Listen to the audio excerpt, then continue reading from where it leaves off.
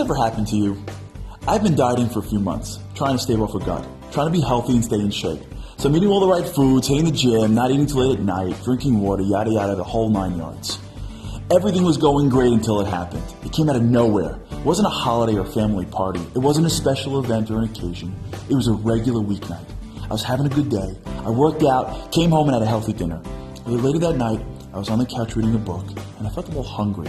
So I went to the kitchen just to look into the pantry. Do you ever do that? Open the fridge or pantry just to see what's inside? You're not going to take anything. You're just looking. Yeah, right.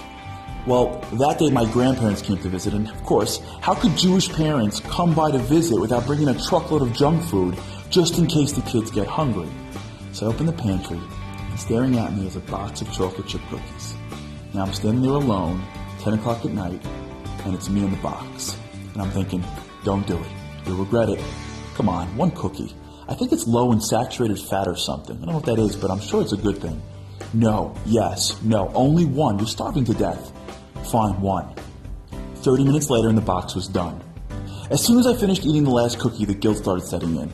All that hard work for what? I can actually feel the fat forming around my waist. I woke up the next morning broken. All my hard work for what? A box of cookies? I sat down to breakfast and said, you know what, forget it, I'm out. I gained so much last night, I might as well just enjoy my breakfast today. And then, out of nowhere, I remembered a bit of advice I had gotten from a rabbi a few years back. I was studying at yeshiva and trying to grow in my Judaism. I was learning more, doing well, and I had a bad night. I failed. I woke up the next morning, felt terrible, and figured, what the heck, I'll just sleep late. All that hard work was for nothing anyways. I came to yeshiva late, with my head down, and I was stopped by my rabbi. What's wrong? Nothing. Missed you this morning. Yeah, I'm not exactly the perfect Jew. He looked at me and said something so profound. He said, there's only one thing worse than messing up. It's holding on to it afterwards. Everyone fails, everyone. The best just get up and turn the page. They don't live in the past. They learn from it and move on. He said, welcome to being human. You fell. Get up, brush yourself off, and keep on going. There I was, sitting at my kitchen table realizing how profound that concept was. I failed. A box of cookies was bad, but not as bad as giving up on my whole diet. I had to regroup, turn the page to a new day, and not let that box drag me down permanently. And this applies to everything in life. We all have aspirations in life, whether it's academic, financial, health, or relationships. There are accomplishments we hope to achieve. But guess what? We're human, and so we fail. We trip, stumble, and fall. How many times did we drop the ball on something? Miss a deadline, bomb a meeting, fail a test, forget an important date, indulge in something that was wrong, do something selfish that hurt those around us.